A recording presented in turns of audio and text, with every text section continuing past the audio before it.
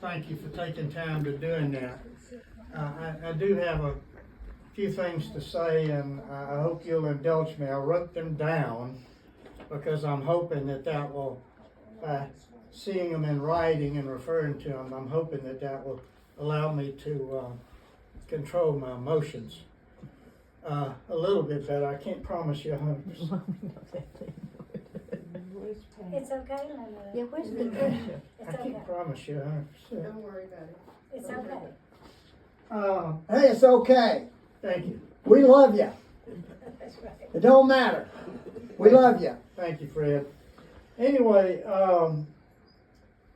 as everybody knows, Kathryn suffered from mental illness. She had anxiety, depression, and borderline personality disorder. You sit here. Just sit right here. Those illnesses are really hard for people to understand unless your family has been affected by them. I know we tried to explain borderline personality disorder to people, and we can't do it. We hardly understand the thing itself. Anyway, everybody here today knew Kathryn. Couple of you did a lot of things with Kathryn. I got to thinking about all the people here, and most of the children, majority of the children were boys. Yeah. So We you were, did lots of adventuring. Yes, And it of course, is. her first husband had a borderline personality disorder. Well- So we're quite familiar. well, then you walked in our shoes. And of course, you've all been kind enough this past year to let us cry on your shoulder, and we appreciate that. I want to thank my brother and his family for being here. They were good enough to come down to Clearwater and be with us in the final days. Jonathan was with us the whole 11 days that we were down there, and that helped out a lot. So we're really appreciative of all the people that are here today. But I want to emphasize that what we're doing here today is not a funeral service. There's not going to be a sermon. There won't be any hymns.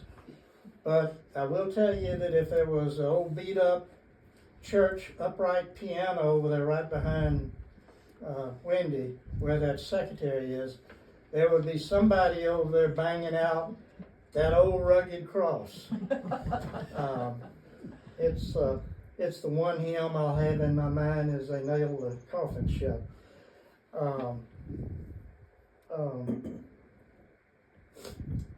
We're not going to talk about the suffering that Kathryn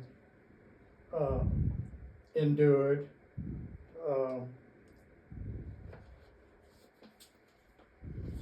But this year has been a whirlwind of emotions for Dot and I. While we've grieved, we've tried to remember the good things about Kathryn. The good times, unique personalities she had.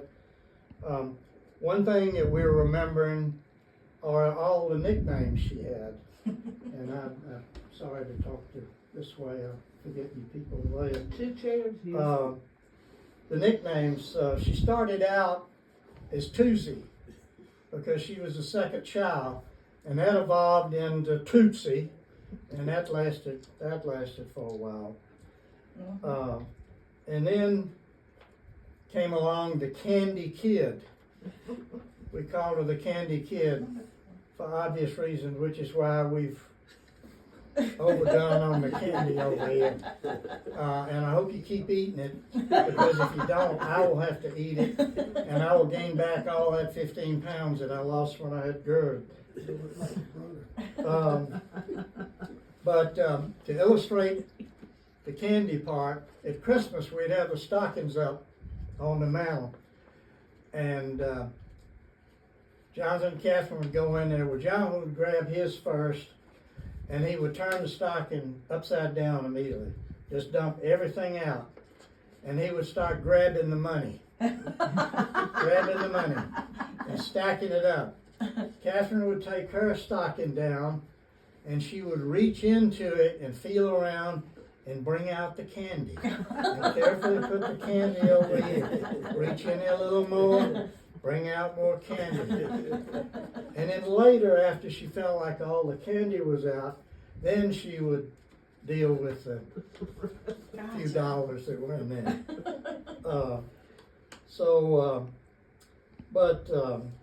And one that I'm not even going to explain to you, we called her, I did, the party ring for a long time. And I got that from an ad that was on Ted Turner's old TV channel. You know, back when he had junky ads on there, no Coca-Cola, no IBM. Anyway, there was an ad there that talked about a party ring, and I loved it. It was, I'm not going to get into details. Anyway, I called her a party ring for a while. And in this last few years after we got caller ID, and we knew it was her on the phone, Dot would answer the phone, Tootsie-Roo! and she loved it. Where's my wife? Oh, there she is. And Kathryn would love that for some reason. And I remember one time Dot didn't answer the phone that way for whatever reason. And Kathryn complained. She says, "How come you didn't call me Tootsie-Roo?" So that was her last nickname was Tootsie-Roo. And the other thing that we've dwelled on this year is our most dominant character trait. And that was her independence. And that independence showed early in her life. And Lord, could she be independent. I'm sure some of you in this room, you too, probably experienced a good bit. We were always amazed at it, and in a lot of ways, we admired it. We admired her independence. And then lots of times we were exasperated with it. But boy, was she independent. And she had a superb work ethic. She would take any job, whether it required a master's degree or whether it required a diploma from junior high school. And the reason was that job would give her a paycheck. And a paycheck would give her the independence that she so desired. And it started out when she was 12 years old. Back over here at Lululand, or whatever we call it. For sure, it's Lulu's. Back when Market Square, or whatever it was called, in North DeKalb Mall. At 12 years old, she went over there. There was a pet store over there. And she walked in the pet store and asked them for a job. And they said, "Well, we can't legally hire you because you're not 13. You have to be 13. So that discouraged her a little bit, but she came back home and she waited out the whole year. Day after that 13th birthday, she went back over to that same pet store, walked in and said, "Can I have a job now?" They hired her. At first she did just menial jobs, but she was such a good employee that they bumped her up to more responsible work. But she loved the paycheck. And when she hit 16 and she had her driver's license, she took that money that she had saved up and she went out and bought a car. On her own. She didn't ask us for any money. We didn't give her any money. It was her car, and she bought it with her money. It was a small car, wasn't a convertible. It was older, and it had some structural problems because I think it'd been wrecked. In fact, if you got to a certain speed, the car would go like this. But by God, it was her car. and that meant she was independent. She bought her own car.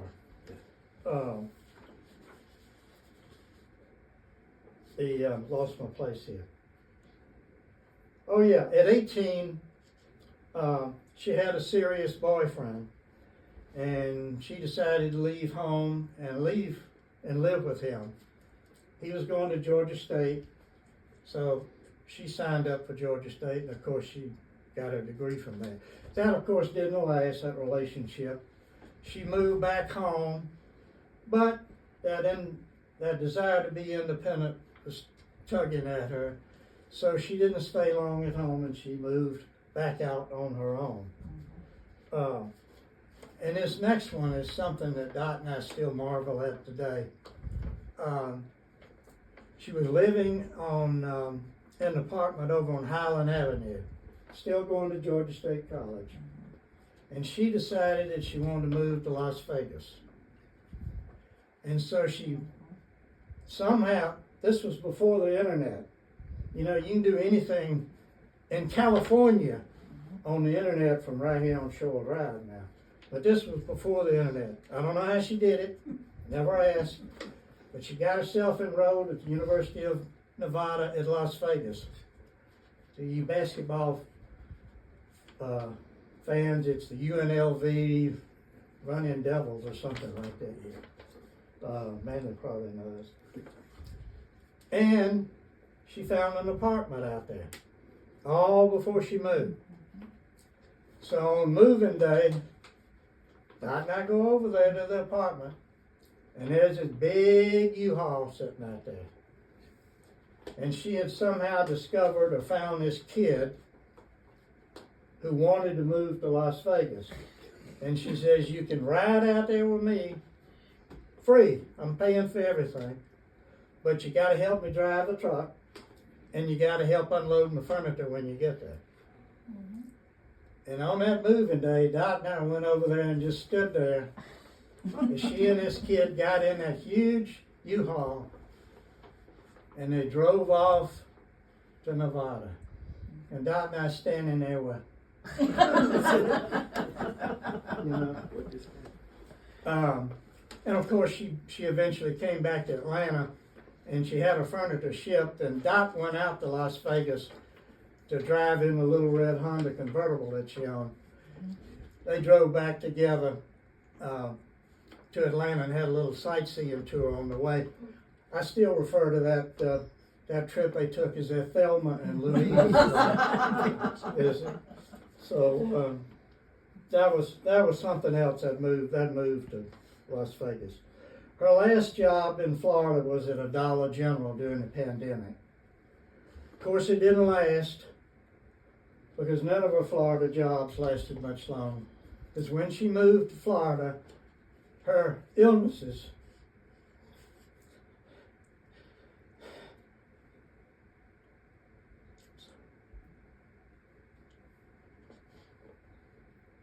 Doing good. her illnesses were in full bloom. She lasted 2 weeks at Dollar General. She was cashier there. She was so dysregulated that her doctor had to put her in the hospital.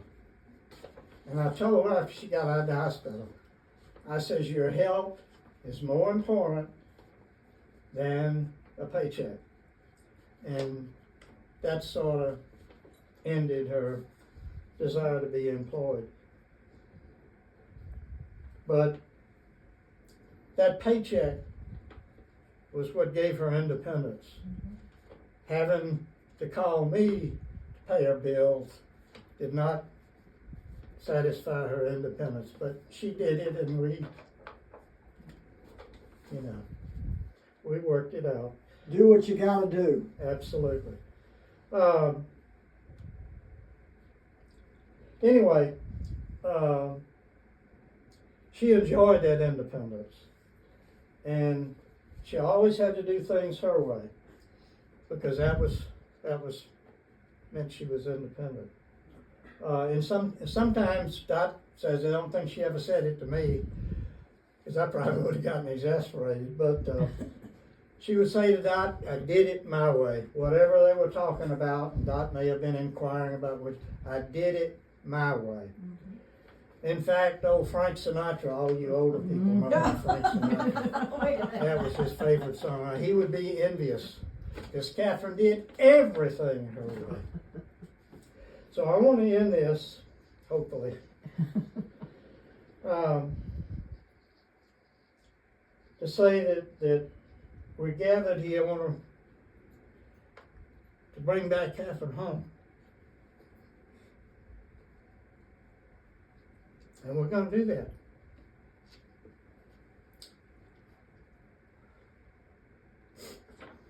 But what I've learned in my elder statement years, and I'm sure all of you have learned that too, that when it's time for us to go to our eternal destination, wherever that may be, that fame and fortune is not going to be the most important thing in our life. Amen. Yes. What is going to be important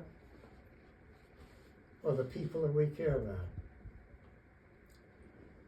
And those people that care about us.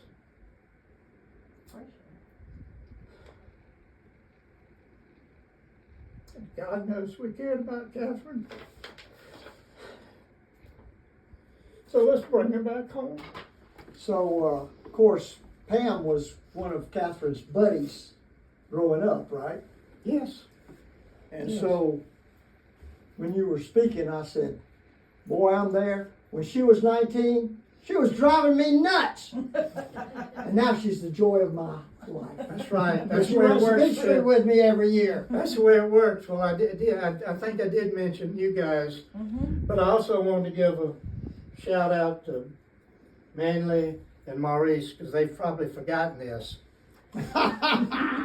But the night we were supposed to go to Emory University in my 1961 Volkswagen that went like this, Emory Hospital, I thought we were going to be born.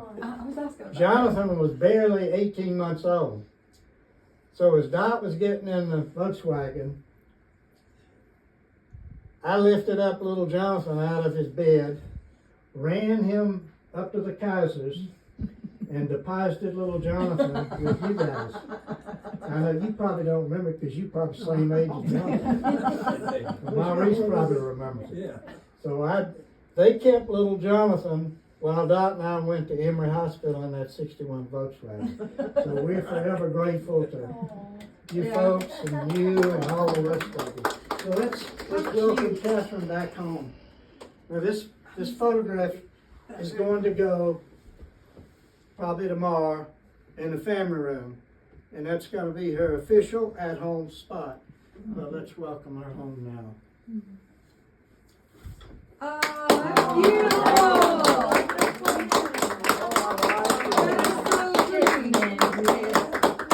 Oh, that's beautiful.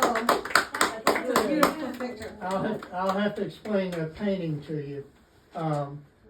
We brought a lot of photographs back from Clearwater, and when we were going through the photographs here, we came across one we'd never seen before, and actually it's here. Yeah.